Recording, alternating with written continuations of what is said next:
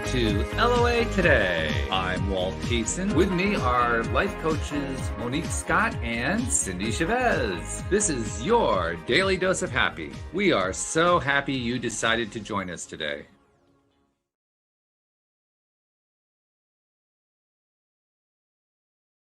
And there we go. Yes, now we're happy that everybody's decided to join us today, and going to bring in Cindy and Monique here. So welcome to the show, and we're glad to be working StreamYard a little bit better than the last time. I'm getting used to this program. It's taking a while, but I'm getting used to it. I'm hoping one of these days they actually approve it so that I can play the intro and the outro without having to knock us out. But that's okay. We'll get there eventually. To drive a car. Right. Yeah, exactly. Yeah, well, you just, you learn one step at a time, and they're learning and we're learning, so it's okay. How you guys doing? How's it going, Cindy? You looking good? Doing great. It's, if you can tell, I guess it looks a little lighter in here because I have one light on, but it is like dark as night in my house again because we are having storms, and it's just the weirdest feeling when it's like 2 or 3 in the afternoon. It feels like it's 8 or 9 at night. It's just right. Dark, right? And it's like, it's confusing. Understandable. But I'm doing good. Yeah, doing good. Good. And Monique, you're looking really good too. You're smiling big. You're looking relaxed today, actually. How you doing? Good. I am relaxed. It's been a great week. It's been a great week. Excellent. That's good to hear. Well, we had fun last week because we started doing law of attraction experiments. We did experiment number 1, and I don't know about you guys, but I got a pretty quick result. So I wanted to tell you the story about that. Now, to kind of recap I kind of piggybacked on what you guys were asking for. I figured, okay, well, you gave me a good idea, so I'll go with it. So I was going to ask for a guest to contact me, somebody to contact me out of the blue in a 48-hour period to be a guest on the show. And I got off the podcast. We were done, had a great show, started to do my usual stuff, which is basically getting ready to publish the podcast itself. And about an hour later, I finished up and looked on Facebook, and there is a message from David Strickel, the stream of David, saying, hey, it's been a while since I've been on the show. Why don't I come onto the show sometimes? So I didn't have to wait real long. It came really, really quick. How'd you guys do? Did you guys have any interesting results?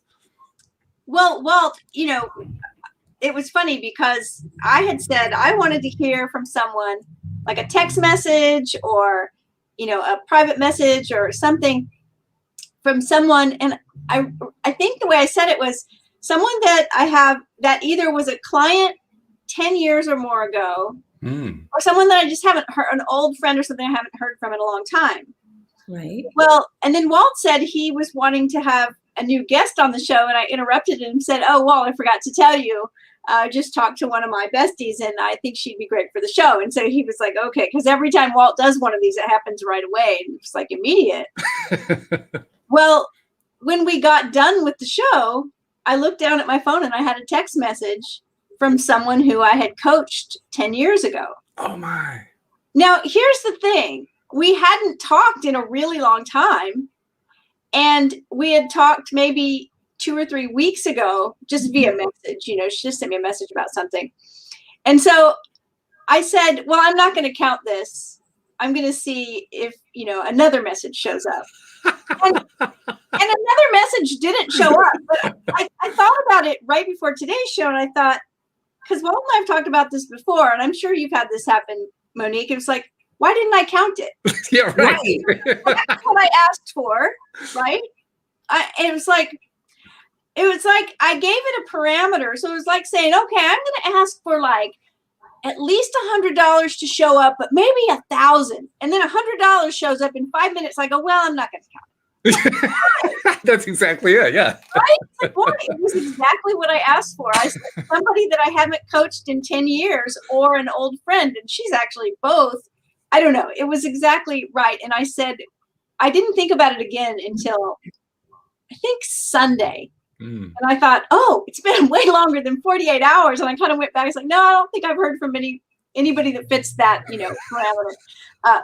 So we're gonna just count this. And then right before the show, I thought, why am I not wanting to count it? Like, and how many times do we get what we ask for and then still try to convince ourselves that we didn't get what we asked for. That's right. Cindy, sometimes I think that it just happens so naturally and sometimes so quickly that, we just discount it like, oh, that's just a coincidence. Well, we know there's no such thing as a coincidence, but, Right. That's what we say. Oh, well, not that, something else. I don't know if you know anything about Akashic records. I didn't know anything about them, but I had someone offered to read my Akashic records. And when they did, one of the things they said to me was really interesting, because there's one segment of Akashic records that is like it has to do with manifestation. And she said to me, I bet you either, when you decide to manifest something, it either happens immediately or it doesn't happen at all. And if you stay with it, you're just banging your head against the wall for 5 years, It's like, I thought, I'll have to think about that. But then I thought, wow, a lot of times it does just happen immediately. So I don't know. That's interesting that you say that, Monique. I think that's true, is that it's so natural and easy that we think, oh no, that was a coincidence. Yeah. We're really good at dismissing things. It's astonishing. I mean, really, we're very, very good at it. Nature, I guess. I mean, the first time that I noticed consciously that I had negated stuff coming into my life, the part that just blew my mind is I negated the negating. I just wouldn't accept the fact that I was negating. Oh my goodness. I mean, I don't even know how to begin to explain that. That's funny. That's just flat out denial that won't go away. That's right, exactly. And then I developed a series of them here on the show because last August, I think it was, I decided to take the Dan Nagana challenge with his ebook, The Money Game, and start playing that game through. And I've completed the first third of it. I've completed the first phase, which is a 5-step phase. But the funniest part was there were like 2 or 3 of those 5 steps, I can't remember how many, where I would get what I asked for and not make the connection. And then I'd be coming up to the show. I do the show. I'd say, it didn't show up. Oh, wait a minute. It did show up. And in the middle of the show, embarrass myself by the fact that I had overlooked the manifestation that I had asked for. It's like, oh, geez.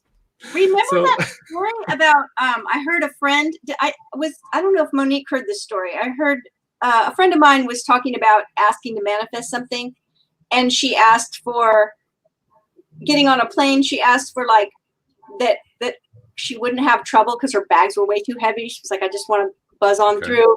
And that whoever sat next to her would be like a cool person that she would want to be hanging out with for a 5-hour flight or whatever. And that they would see someone from Saturday Night Live, which was like, what? It was so off the wall because they were like flying into Ohio or somewhere. It wasn't like they were going into like Hollywood or New York or something where a lot of celebrities are. And guy waved her right through with her heavy bags. Sat next to a woman that they have become fast friends. They were just together. Then they get off the plane and they're waiting for their rides and they're facing each other. And she sees the person she's facing, the woman she was flying with, waving. And so she thinks, oh, she must see the person that's coming to pick her up. Yeah. So she turns around to see who it is, and it's somebody from Saturday Night Live. Okay, so this like impressed me so much the day I heard it that I thought to myself, the next night I was having trouble sleeping. I was awake in the middle of the night and I was thinking of something just normal, like everyday things, to-do list, things I needed to get done. And I thought, oh yeah, I want to make sure I need to do that. And this needs to happen. I'd like this to happen. And I remembered that. And I thought a third thing that's ridiculous. And I used to find playing cards in the street all the time, like 10 years ago, just all the time. I'd find them in the street. I'd find them at the gas station. I'd find them at the grocery store, at the airport, everywhere I looked, there'd be, oh, playing card. And I'm a card reader, so that was kind of cool. It hadn't happened in a long time. So my third thing, laying there in the middle of the night, I said, I want to find a playing card just because it's fun. And then I went to sleep. 2 days later, my husband and I, after dinner, went out for our walk, and we're halfway across the street, and I looked down, and there's a playing card right in the street. And all of a sudden it clicked that was the third thing. And I started screaming, I did this. I asked for this. This is what I asked for. My husband's just looking at me like, what's wrong with you? He's being Sunday. And I said, so I started explaining to him. And when I named those, when I went to tell him what happened and my friend's story, and that I was in bed and that I had made the intention for 2 things and that this was the third, I couldn't remember the 2 things. Really? I literally could not remember them. And I tried for a week. And what I decided was that they were so mundane, right? Yeah. Like, I hope a client calls me back, or I hope that I'm sure they happened. Mm-hmm. And that I dismissed them just like this. They were so natural, so normal that I didn't even remember them. But that third thing was out of the ordinary. And so it perked me up and it alerted me to the fact. And my friend had said this. She said, when we saw the Saturday Night Live people, I thought, would I even have recognized the miracle of my bags being waved through and of the wonderful friend next to me if that third thing wouldn't have happened? Wow. So talking about just dismissing things that we ask for and not recognizing them, I think this might be a little trick to play on our brain, right? When we're making an intention, is add some third crazy thing. Something wild, yeah. That's a good idea, actually, because it's association, right? You associate it with the other thing that's more mundane, and so make it more likely you'll notice the mundane. I remember what they were. I was like, I said, I don't know what they were, but I know they happened. You know they happened. What about you? What about your intention last week? Did you say me? Yeah. What about your intention you made? What happened? She's grinning. She got a thumbs up. Awesome. Okay, so there's a little caveat. I believe there's a little caveat to my manifesting my client for my new coaching program. So part of my coaching program entails identity shifting. I'm sure you guys know what that is, but for any of you guys out there in the audience, if you've never heard of identity shifting, Dr. Maxwell Maltz wrote a book years ago called Psycho-Cybernetics. And it's really on self-image, how you view yourself. And essentially, really, if you want to become someone different, then that's exactly what you need to do. You need to become someone different. So in light of getting this new client that that I said I wanted to manifest, what I decided to do was become someone different, right? So what does my higher self look like? The next level coach Monique. I have her in my head, right? So like all week, I decided to dress like her. Like I got up in the morning, I went to the gym, come back, and I put on full makeup, which I never do, right? I put on makeup. Look, I've got my little jewelry on and stuff, all that stuff, right? Because that's what Next Level Monique would do. Okay. And so I made the intention. Today's Wednesday. That was last night. I'm thinking it was yesterday. I don't want to say it was Monday. I think it was yesterday. Like I've procrastinated this whole time, right? And finally focus. I think it was yesterday, because yesterday I went live on Facebook and on Instagram on purpose, right? Just talking. Oh, you guys, it might have been Monday, but anyway, it has been in the 48 hours. And no, it had to be Monday, because I had the client, fudge-sickles. What do you call it? Phone call. Sorry. Yeah. Well, we don't use phones so much anymore, so it's understandable you would forget a phone call, right? Everything's text messages these days and social media. Yes. So she's scheduled on Monday, but the call was yesterday, right? Okay. So all of that, all around the mulberry bush to say, I think part of my manifesting it was also me deciding to embody the coach who would have my next high ticket client, right, for my new coaching program. Love it. I think that it went hand in hand. First, I focused on it, that I didn't last week, right? I waited until the last minute to focus on it starting on Monday.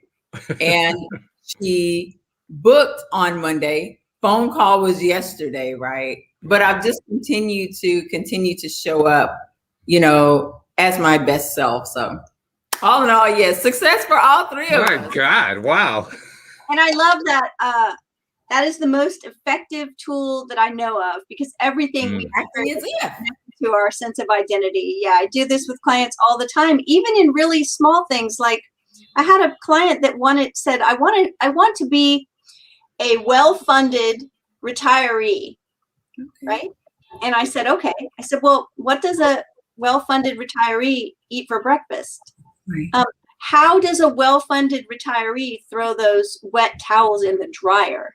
Right? Like you're still going to be doing day-to-day things. Right. A lot of times people say, and you might run into this if you're doing identity coaching, where someone wants more money.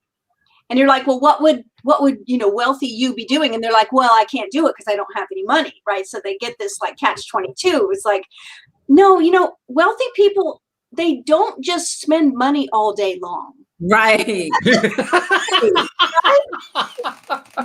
Seriously, like they might spend more money than me, and they probably hang out at the beach or a resort or something more than I have in the past year. But the truth is, a lot of them work a lot, and they do normal things we all do. Yeah. They drink a glass of water. Okay, so if you haven't had a glass of water today, you should have a glass of water. So how does a wealthy person drink a glass of water?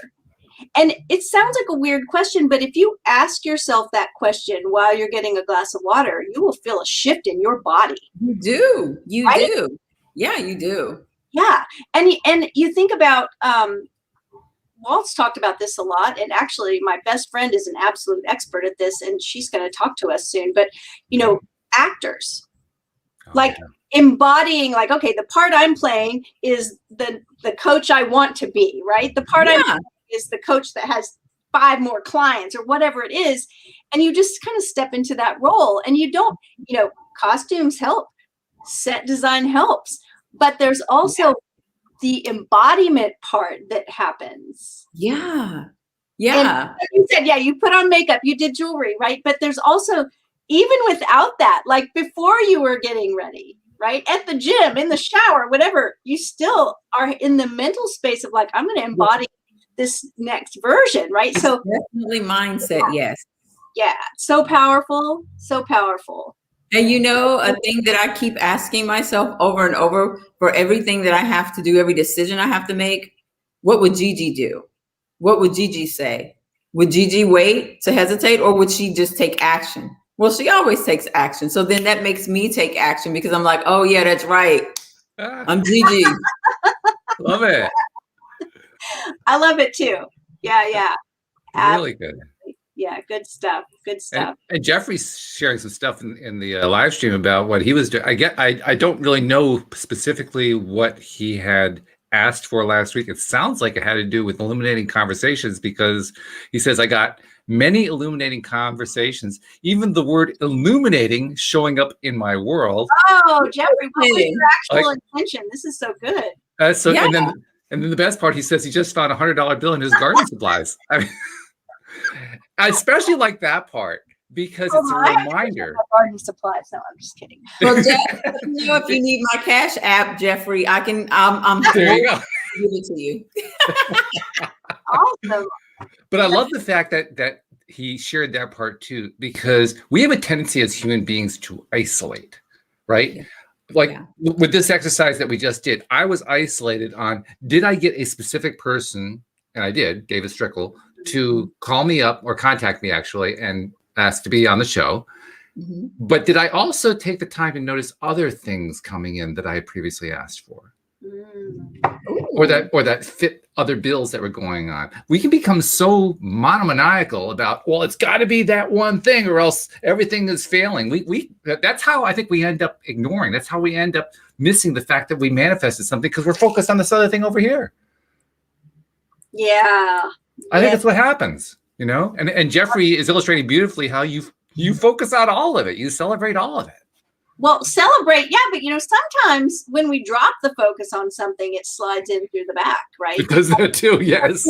Let go of some of that attachment that we had about it and started focusing on somewhere else. And it's like, that happens so often with people that, have obsessed and worried about a certain thing, and that's called focus, right? Mm-hmm. And then as soon as they say, forget it. Well, Walt, this was like your love affair story. Walt was finally like, forget it. You know what? I don't want a relationship. It's not going to happen. What? I'm not going to do it. And then there it is. Here Right? comes Louise in the back door. By the way, Jeffrey was actually responding to you, Cindy. I heard Cindy say $100 or $1,000, and I found it. He says. Okay, let's do this again. Nice. So I asked for $1,000 or $1 million. There you go. Yeah, think big. Jeffrey goes back to the garden supplies. I love it. That's excellent. Great. Excellent. Very good. I think we can declare experiment number 1 to be a complete and total success. Holy cow! Right? I mean, that's pretty cool. Jeffrey. I love how we influence each other as well. I like his latest comment. I love how we influence each other. Yeah, you said the same thing. But that's great. That's exactly what happens. We build on each other. And I mean, to reiterate the whole point about noticing all of it, isn't that what excitement is all about? Isn't that what joy is all about? Because when you're in the place of joy, you have that clarity. That's the other thing that we associate with that high level vibration. When you have clarity, it's easier to spot it all. It's easier to see it, to notice it, to pay attention, to appreciate it, to feel good about it, and to therefore keep the next one coming in, and then the next one, and then the next one, and then the next one, and so on and so forth. That's how you get in that upward spiral, right? Mm-hmm. Right. And I was going to say that's such a good point because, not to try to make sure we recognize that life isn't perfect, but there is contrast. And oftentimes when we're on this, like things are going great, and then we'll have some contrast and we think something's wrong, like, oh, things were going so well and blah, blah, blah. But it's just a spiral. We're coming around to that point again. And once we grow past or grow through that contrast, we'll be up a level, right? And things will get easier and bigger and better, and we just keep moving in that direction. So there's always going to be a point where life has an ebb and a flow. It's like the moon, waxes and wanes, and we are going to have those things come up. Somebody asked me about this. I did a Clubhouse thing this weekend, and someone asked me about an idea that I called trouble at the border. And it's like, right. Well, what it is that when we are brainstorming and having dreams and hopes and wishes, right, our intentions are all in that. Like when we're all talking about manifesting $100, it's light and it feels great. And we're all excited about it, right? Unless I need $100 in the next 30 minutes or like my power is going to be turned off or something, then it's not so light and happy, right? Right. But when we're talking about, hey guys, let's make this project, let's do this show about experiments, and we get all happy, and it's because it hasn't manifested yet. It's light. It's in the ethereal realm of hopes, dreams, wishes, ideas.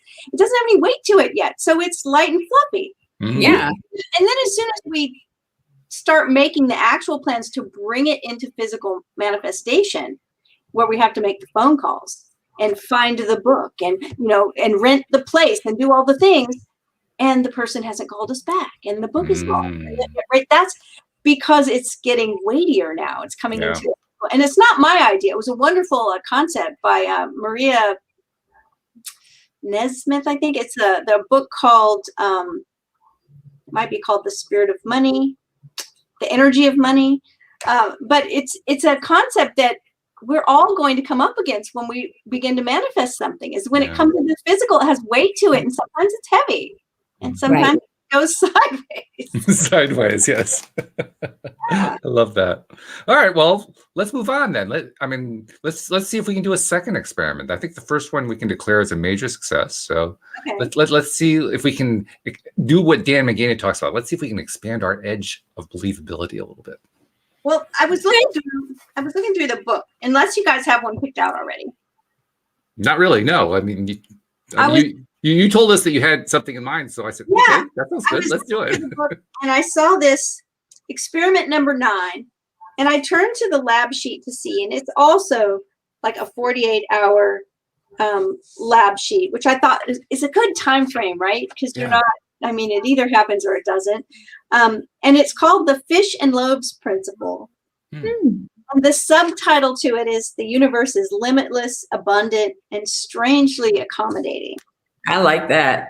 So it just sounded like it would be good. And I won't read the whole chapter, but I'll read, she has some little anecdotes, and this is one of hers. Colonel Mustard in the conservatory with the wrench. Okay. And here is a quote from Albert Einstein that I really thought was profound. Common sense is the collection of prejudices acquired by age 18. Ooh. And we've talked before about how many of our set points are already there by the time we're 7. Yeah. You can imagine how many beliefs that we say are common sense, right, that we've collected by the time we're 18 years old. Yeah. That was kind of an interesting idea. Unnerving, I think, is the word I would pick, but yes. Yeah, those of us who have been around slightly longer than 18 years. Especially when we can attest to the fact that it gets worse the older you get. There's so many opportunities to hang on to these things we really don't want to hang on to. So this is her own personal story, so I thought it would be good. She says, I was playing the board game Clue with a couple of my daughter's friends. We passed out the detective notebooks and placed the rope, the lead pipe, and the other miniature weapons in the miniature mansion's miniature rooms. I said to Kylie, who was playing Professor Plum, why don't you go first? The girls looked at me as if I'd just asked them to take a shower in the boys' locker room. Mom! Miss Grout, they loudly protested. What? What did I say? Everybody knows Miss Scarlet always goes first. Likewise, they explained that in order to make an accusation, you have to be in the room where you think the murder took place. And if you want to take a secret passageway, you can only do it between the parlor and the kitchen, or the library and the conservatory. Who says? I asked. The rules. It says so right here. One of them thrust the neatly printed rule sheet in my face. These engraved in stone rules remind me of how we play life. Mm-hmm. Somebody decided that this is how the world works. And because we all agreed to see it that way, we made it reality.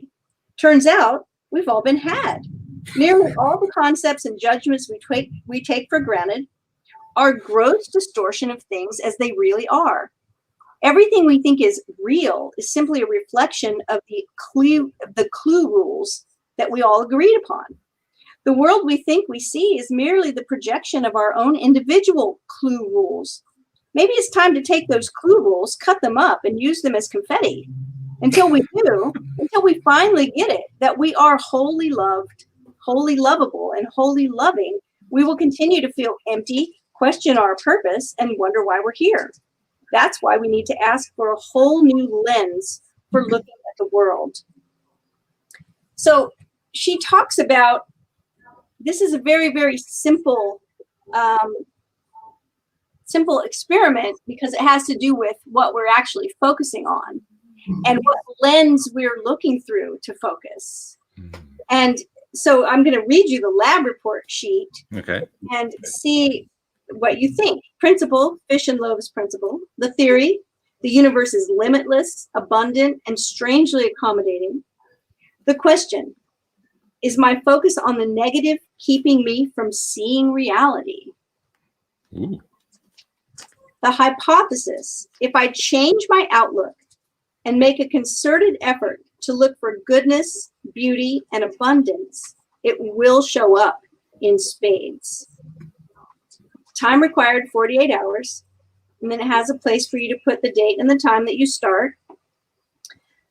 And then it has a place for you to record the number of kind, beautiful, and good things.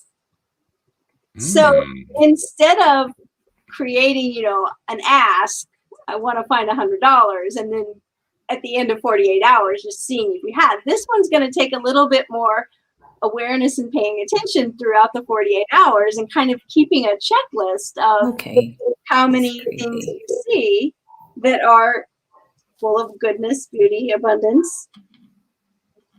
That sounds really cool. I like that. This is what she says about approach.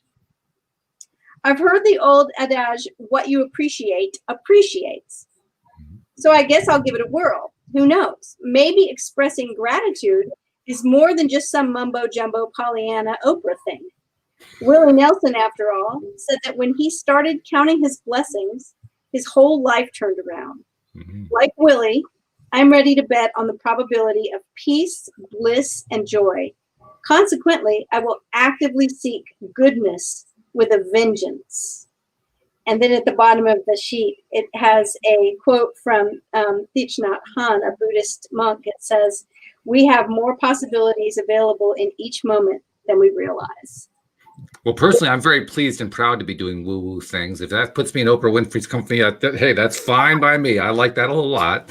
But I get the point. The point's a very good one. I like the idea of this is basically not just counting blessings. This is counting blessings as they happen. This is noticing the blessings. This is, and it's an awareness exercise, really, right? Because we are putting ourselves in the space where we're going to notice things as they happen. And from experience that I did about 10 years ago, when I started this meditation habit where as soon as I was like actually turning the lights out, shutting my eyes to go to sleep, I can't meditate for 15 minutes there, right? Because I'll fall asleep in 1 minute. But what I started doing was naming one thing that I smelled that day that was good, something I tasted that was good, something I touched that felt nice, something I heard that was beautiful, and something I saw that was beautiful. And what I noticed was the first few days, every night when I laid down and shut my eyes to do this, I would say, my little puppy's fur was so soft, the coffee was so good this morning. After the third or fourth day, I realized, I'm like saying the same 5 things. I heard music, yes. I like, and so I made myself a new rule. It has to be different every day. Mm-hmm. And I was doing this, and maybe the 5th or 6th or 7th, night of doing it, one day, somebody had sent me roses, and when I was putting them on the table, they smelled amazing. And I said, "Oh, this can be the thing that I smell for tonight." And I realized that my brain was getting the idea in the head. Yeah. And then I was like, "Oh my goodness, I am now starting to be aware of good things with my 5 senses in the morning, in the afternoon, because I know that I'm going to ask myself this question, and I can't say the puppy and the chocolate and the coffee and I can't say that."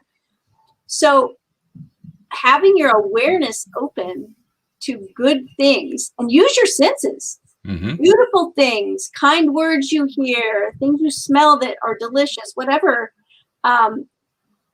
suddenly your brain gets on board with it, and it's like that reticular activation. It's all you see is good things, right? It's like they're everywhere. So I'm down for it. So I like it. I guess the contest, who has the highest number? I like that a lot. I'm going to also tell you what my reaction would have been if you had proposed this to me back when I first learned about how the law of attraction works. Okay. Because I know exactly what it would have been. It would have been, I don't have anything good that happens during the day. The last thing I want to do is embarrass myself by carrying around a blank sheet of paper that I'm not going to fill in. I was terrified that nothing good would happen in my life because I was in a place where that's exactly what I've been focusing on over and over and over again. So guess what? That's what I was getting.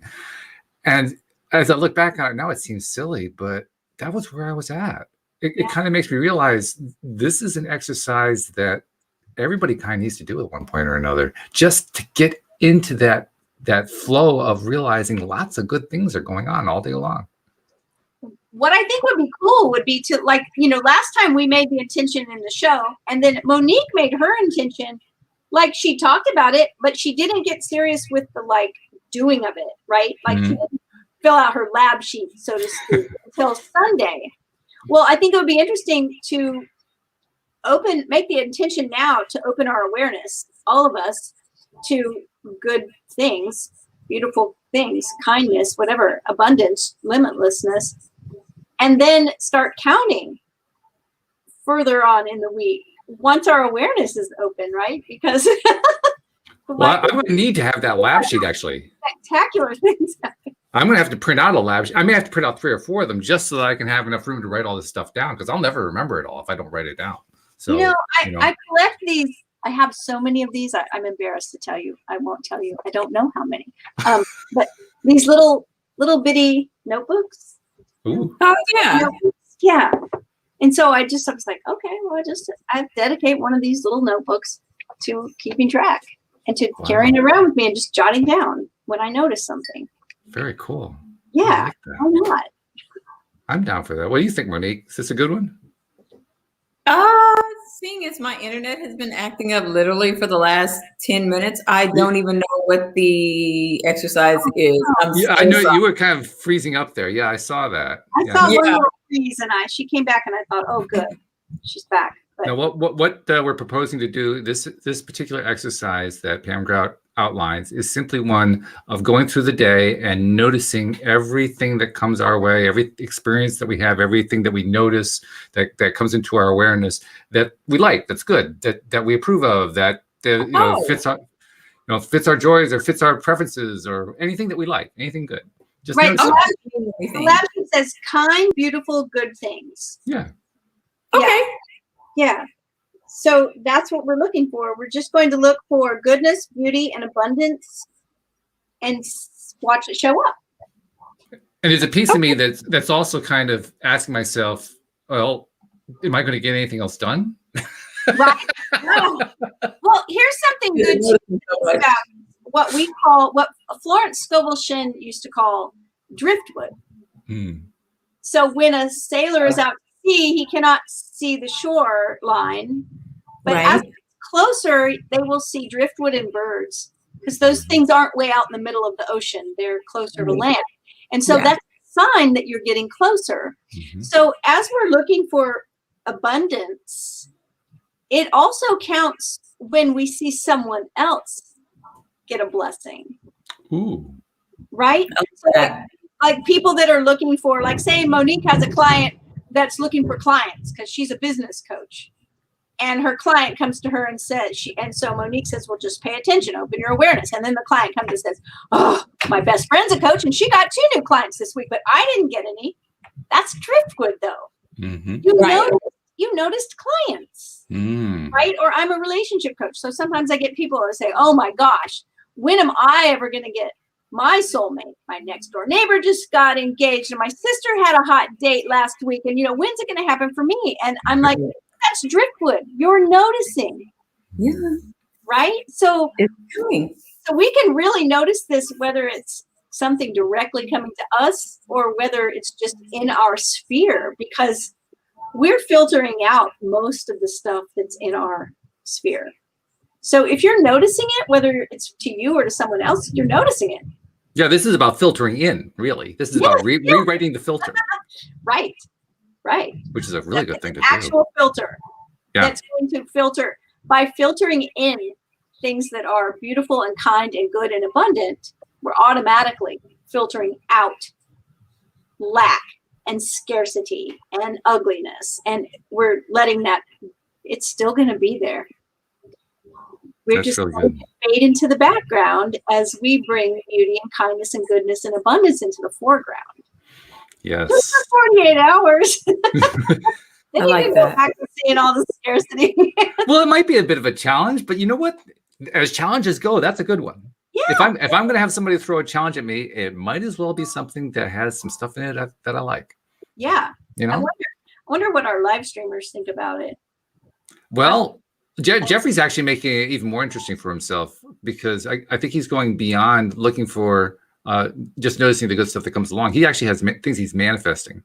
He's listing. He's going to manifest a Rottweiler and a Basset Hound puppy just for fun. And he's manifesting a slingshot. And a Basset Hound just for fun?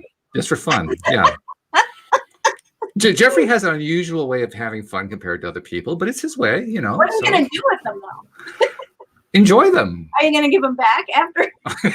You're going to give them back. I like this slingshot. That's something you don't want. Give it back. This is true. That's funny. But yeah, well, I mean, once again, he illustrates the point that we manifest lots of things all the time. So he's going to not limit himself to one thing. That's good. But and it's on the list.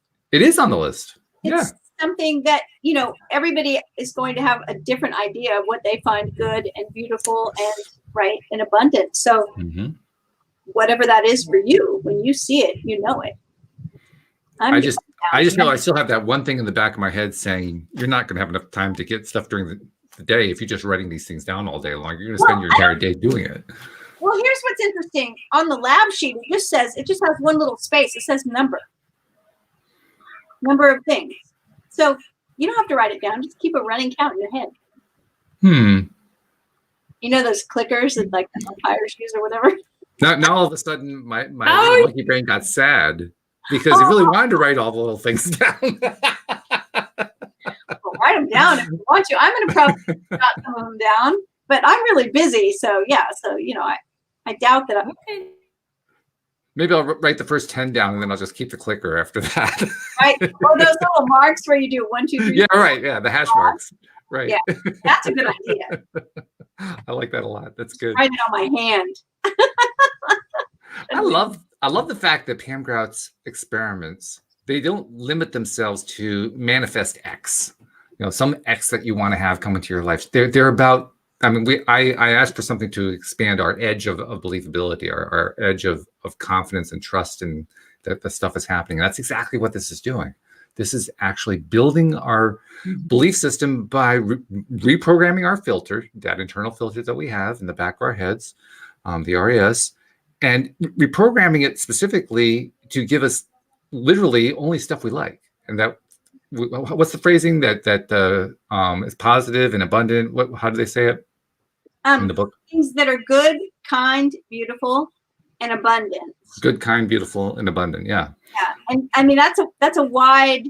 It is. Right, and things that I might think are beautiful, maybe someone else doesn't, and my idea of abundance is different. That's okay. It's about you. It's about you and your personal. Yeah. Right. But this is all about basically recalibrating for that, and that's good. Yeah, because like anything else, we told the story about how the reticular activation system works. The idea of like, oh, I never saw a yellow Volkswagen in my neighborhood until I bought one, and now I know there are two right down the street or whatever. Right. Your awareness opens. So when we open our awareness to things that are good and beautiful and kind and abundant, we're going to begin to see much more of it than we're seeing now. I'm ready. Exactly right. More and more. Yeah. So live streamers and people listening to the podcast at home, because you don't have to actually be here for the live show in order to do this. It's 48 hours. So even if you're hearing this on Wednesday or Thursday, that's right. It's like just you still have time to do it before next week. Exactly. Get reports of how this works out for people. But declare it. Brenda's declared it. She says sounds like a fun challenge, so it sounds like she's on board for doing it. But declare that you want to be a part of it and that you're going to do it. And fortunately, it's pretty easy to do. The concept of it is easy to do, and that we're just looking for things that we find to be kind and positive and things that we really like so much. I think probably the biggest deal is just committing to do it and then doing it. Because this is like all exercises. We could just kind of blow it off, right? Right.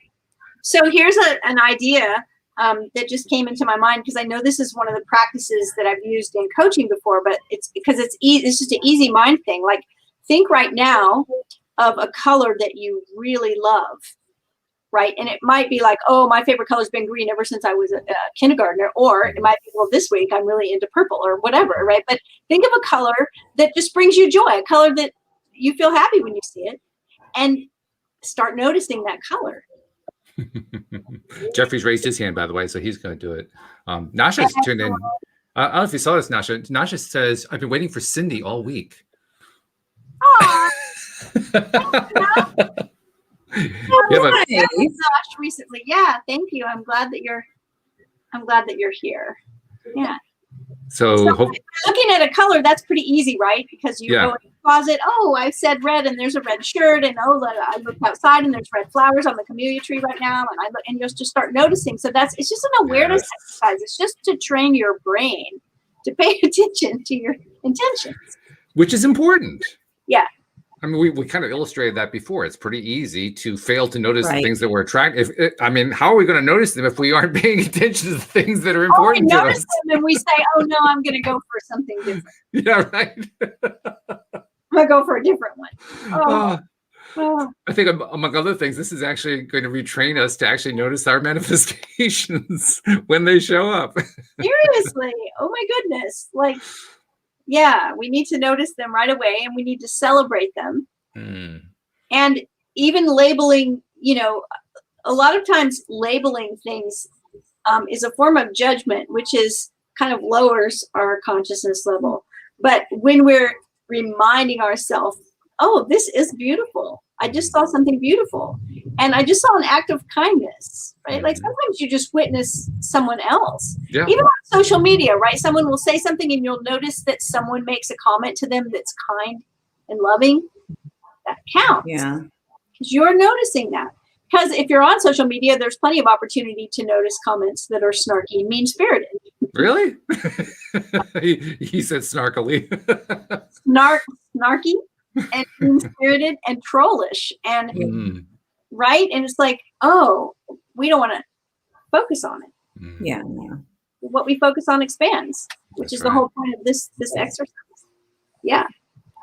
I'm curious to know, do you ladies have a particular favorite way of celebrating stuff when you notice that something came through right or something, or maybe it's something you're just trying to manifest, like Monique, when you were setting your intention of what the future Monique, the super coach Monique is like when she gets that great new client.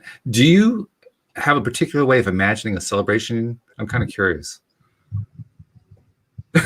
She covers her mouth. I actually don't celebrate my manifestations. Oh man. Okay. Wow. Not that I'm not grateful for them, but I don't be like, woohoo, it happened. It's more like I knew it was gonna happen. So let's move on to the next. I know that reminds me of when I had my first son. I knew I was gonna have a boy, and that was way before they did ultrasounds, right? Like they only did an ultrasound if you were like having some serious problems. And so, but I knew he was a boy. I just knew. I knew from day one. As soon as I knew I was pregnant, I knew I was going to have a boy. And I just God, I wanted a girl. And I said, it's a boy. And I'm so glad. And then I was in the hospital and I had a very long labor in the hospital. And when the baby was born, all the doctors and nurses were like, it's a boy, it's a boy. And I was like so tired. I was like, I know. Yeah, like that. Right? Like, I know. So it's like, yeah, I get that. But, it depends. You're asking how to celebrate. I guess it depends on what it is. Because, like, I think I celebrate like Monique just did in the moment, right? Like, yes! And that might be the celebration. But I also like glitter and fancy nails and champagne and books. I love books. So sometimes I'm just like, oh, I got a new client, buy myself a new book. It just depends, right? I think joy, just being joyful. I think so too. I do know that for myself, the earliest ways that I would celebrate was to recognize that I was gobsmacked, that, oh my God, it happened. I can't believe it happened. But like the jaw would drop them, and did that really? That was just a no. There's no such thing. Wait a minute, did that just happen? I mean, literally, it was that kind of crazy thought process with incomplete thoughts just passing through my head. That's the way I originally celebrated. It took me a while before I would consciously say, "Yes, I did it. I finally did it," and then that actually took me to a new level. But for the longest time, it was just jaw drop open. That was the celebration. I think that's so important because it shows that we're recognizing, like we talked about after the show last week, and I looked at my phone and I said, oh my goodness, I got a text message from someone who I coached 10 years ago. And then what did I do? I said, well, I'm going to wait for a different one. So that wasn't like, I didn't really celebrate. I was a little surprised at first, and then I just discounted it instead of like, we did it. And that's where you can end up. Yeah. It's very easy to end up in that space of just discounting. That's the key word, because we do that. We discount, and we discount really, really quickly. I mean, in split seconds, it happens that quickly. And I'm thinking back to, like I said before, the stories about how I was reaching different thresholds in the money game, Dan's version of the money game. The first one I remember happening, he starts you off really, really small level. I started at $10. He recommends starting $10, $5, $1, anywhere that's believable, but small enough that you can do it pretty easily. And within a few days of that, I ended up getting a check in the mail from my auto insurance company that was a partial rebate on the insurance for $13 and change. And I instantly discounted it. I said, oh, that's nice. I threw it on the table. I mean, absolutely no associating whatsoever, because it was just a small amount. It didn't matter. It was a small amount. That's the way my mindset was set. Well, I remember when this happened, and I can't remember my own personal story. I only remember that we both did pretty much the exact same thing. Like it came, like $20 showed up, and I never even connected it. Mm. Like, did all the work. It showed up.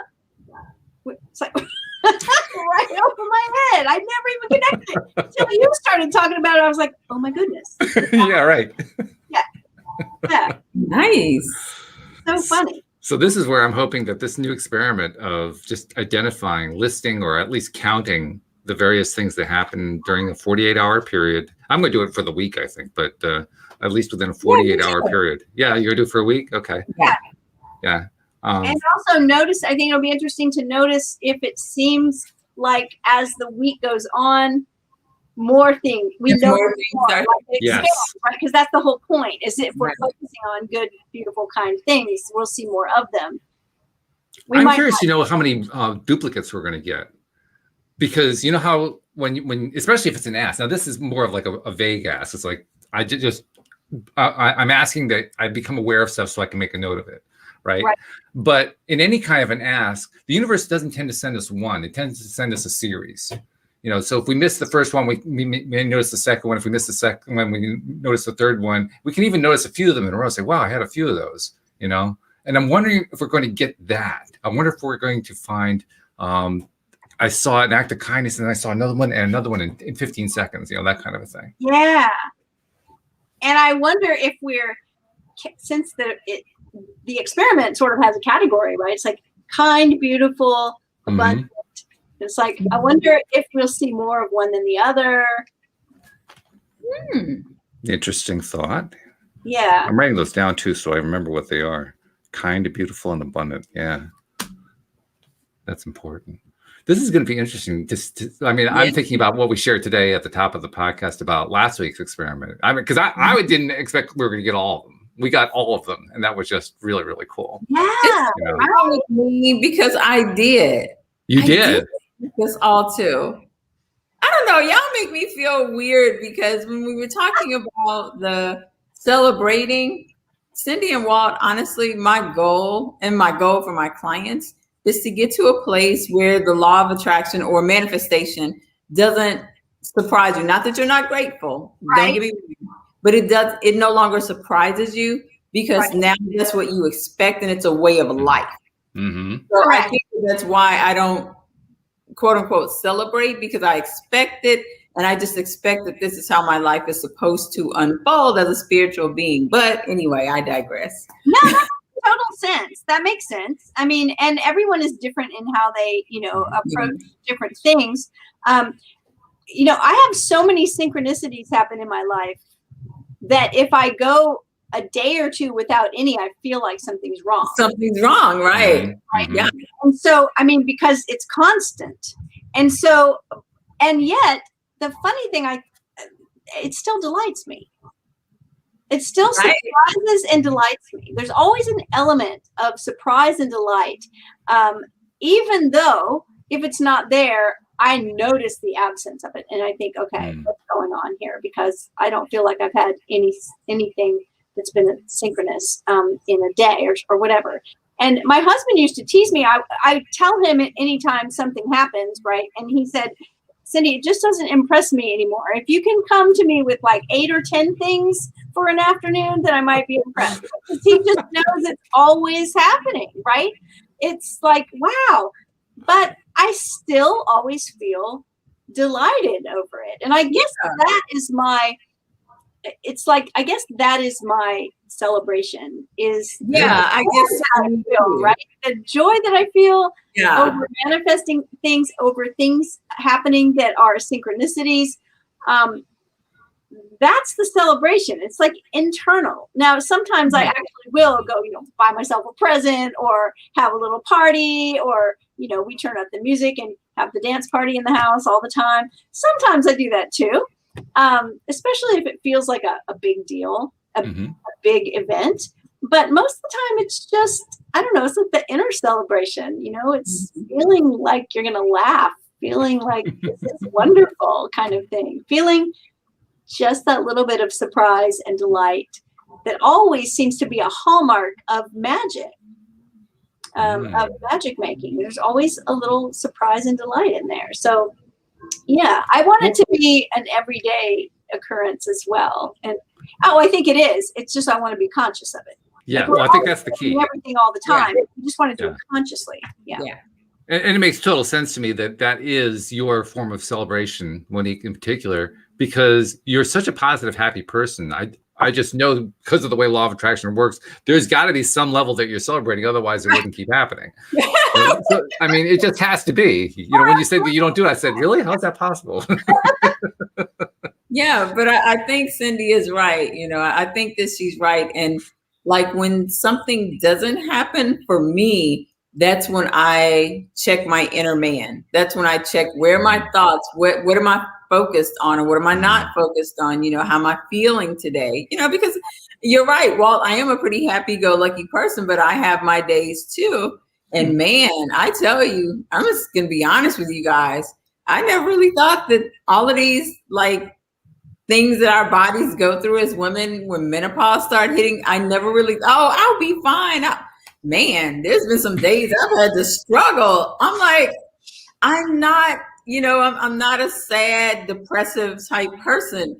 And for me to really have to find things to pick my energy back up, to get myself back into alignment has been a struggle sometimes. So it's real, Walt. Okay, it's real. I was just going to say, with my finger pointing like you did, the struggle is real. Yes. Oh. Insomnia is the way I have experienced it, and that is not fun at all.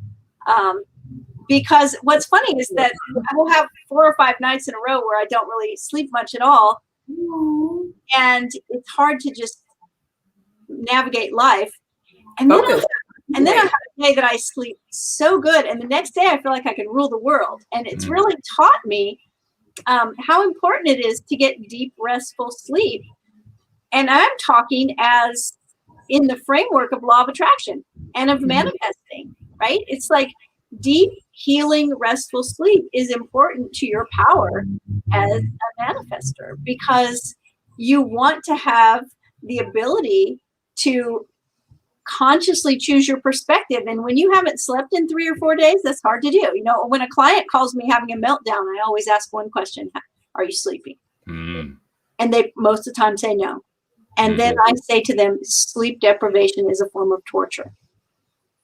There's a reason why actual torture, right, uses sleep deprivation. It's because it breaks you down, because you lose your focus, because you can't cope. And so, taking care of your body, good sleep, good food, hydration, those are all important to you if you want to be a conscious creator. It really is.